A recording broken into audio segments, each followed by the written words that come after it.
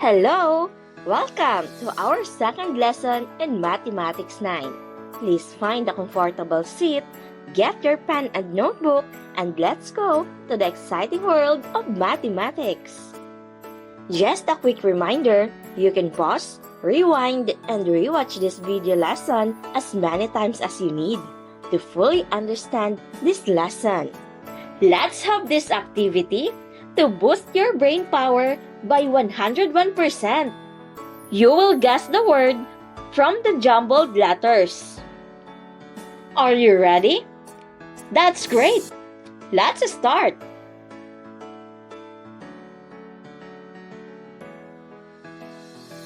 Very good! That's quadratic equation. These are the polynomial equations with second degree. It is the form ax squared plus bx plus c equals 0, where a, b, and c are coefficients or real numbers and a is not equal to 0. Next,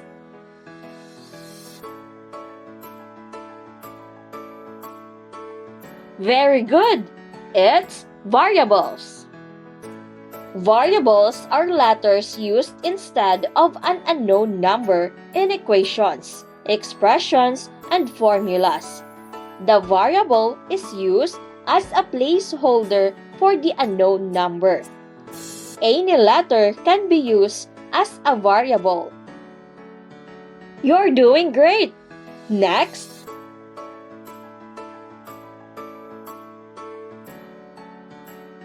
awesome! It's arithmetic operations. Arithmetic operations is a branch of mathematics that involves the study of numbers and operation of numbers that are useful in all the other branches of mathematics. It comprises operations such as addition, subtraction, multiplication, and division. Next,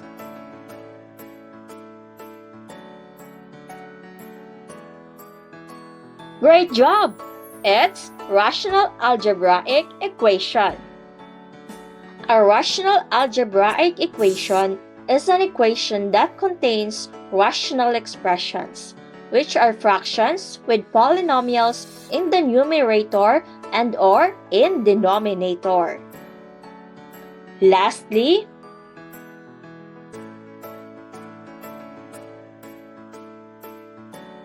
very good! It's mathematical phrases.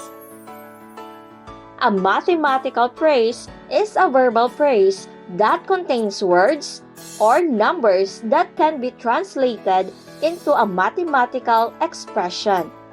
What do you think is the relevance of these words to our lesson?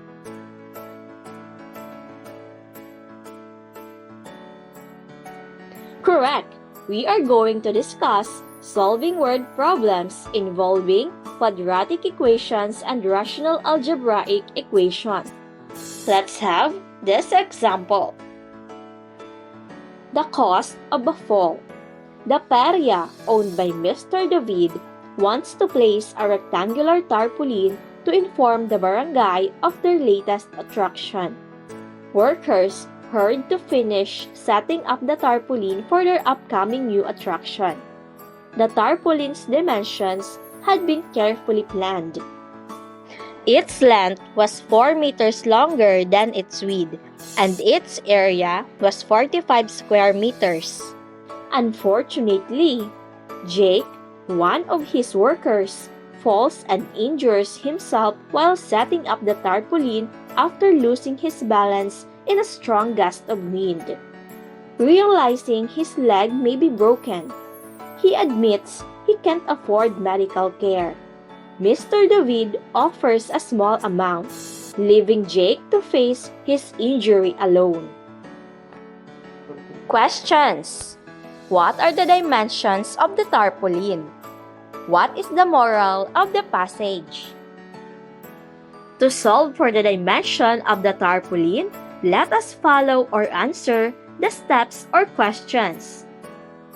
Read and analyze the passage or problem carefully. Its length was 4 meters longer than its width, and its area was 45 square meters. How would you represent the width of the tarpaulin? How about its length? Correct! Width equals x, length equals x plus 4. Draw a diagram or model for the problem. What equation represents the area of the tarpaulin? Great job! Length times width equals the area of the rectangle. Therefore, the quantity of x plus 4 times x equals 45. X times x equals x squared. X times 4 equals 4x equals 45. How would you describe the equation that you formulate? Correct! The equation is a quadratic equation that can be written in the form of ax squared plus bx plus c equals 0. From the given equation, x squared plus 4x equals 45, we can transpose 45 to the left side. It will become x squared plus 4x minus 45 equals 0. Find the solution set or roots of the quadratic equation using any method discussed in the previous lessons. Correct! The easiest way is to use factoring. We think of two numbers that when multiplied, the product is negative 45, and when we add the sum is 4. Correct! 9 and negative 5. 9 times negative 5 equals negative 45. 9 plus negative 5 equals 4. The factored form of the equation is the quantity of x plus 9 times the quantity of x minus 5 equals 0. Set each factor equal to 0 and solve for x. Transpose positive 9 to the right side. It will become negative 9. Transpose negative 5 to the right side. It will become positive 5. We can ignore negative 9 because the width can't be negative.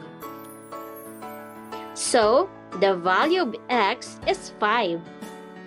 Let us now answer the question. What is the width of the tarpaulin? How about its length? The width is 5 meters and the length is 9 meters. To check, substitute the obtained root into the working quadratic equation. Since both sides of the equation are equal, our answer is correct. Very good! What is the moral of the passage? Correct! So, let us recall what the steps we used.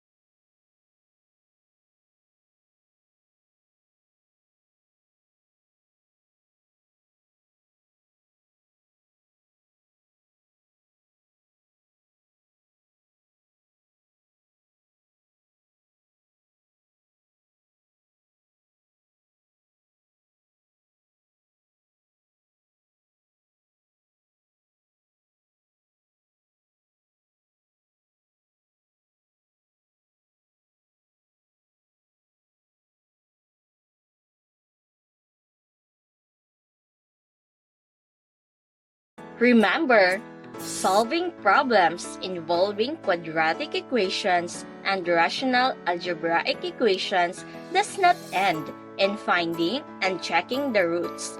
Since it is a real-life problem, you must decide whether both or none of the solutions is reasonable. Read and answer the passages.